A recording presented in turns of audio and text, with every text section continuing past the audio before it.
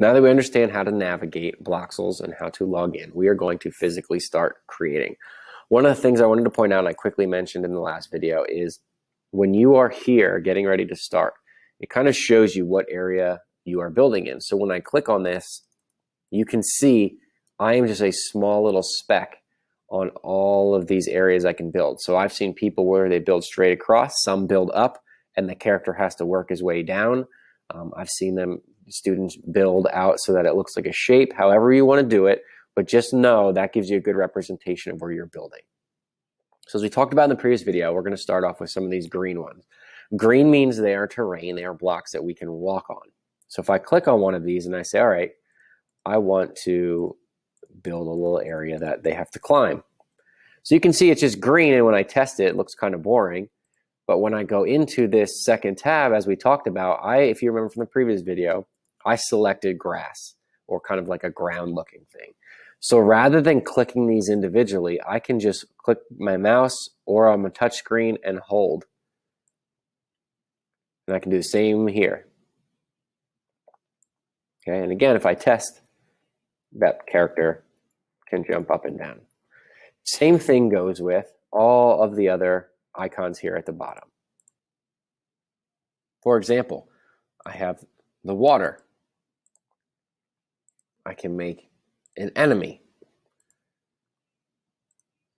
I can do coins. So let's say I want to do a coin up here. And again, I didn't change them yet. Those are just going to be some of those blocks. So now if I go back here, I can click the plus sign and I can change my asset packs. Instead of default, I can say, all right, I'm going to go to classic.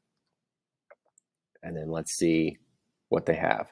So here's a coin. That's perfect. I want that for this. And there's a coin. If I test, I can have that character jump and catch it. As you notice, those purple blocks, we didn't say what they are yet. Same with the blue. We have to go back now and we have to dedicate what those are going to be. So instead of plain water, we can decide it's going to be something like ice.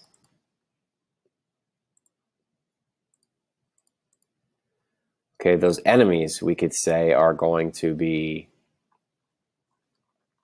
right here it looks like a cat, here it looks like a frog. We can say, all right, it's going to be that. Now, if you remember when I hit test, those things are moving. We don't know what they do. It looks like it just started shooting something, like some fire or flames or something. So if that's related to your story, that's great. But again, we can go to this little wrench and it says tap to configure. Now you're deciding what is that enemy going to do. So again, just going across the bottom and choosing those different ones. But again, the most important one here, and I'm actually going to get rid of these, the most important one is the story block. The story block is the whole point of why you're doing this, is how you're going to tell a story. So I added the white story block there. And then you can see, I'm going to go back to the wrench and hit tap block to configure. I'm going to click it and click the blue one.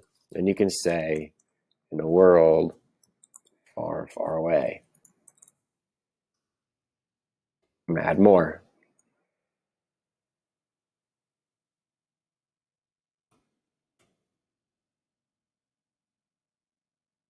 Okay, so I can just make an entire story and just keep adding.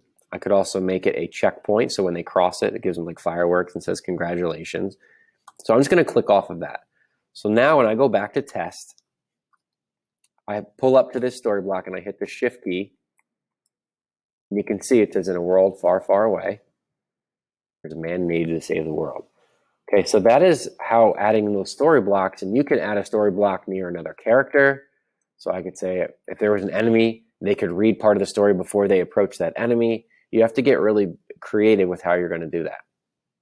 As well as right here, it's this little ghostly figure. I can say, all right, I want to make that guy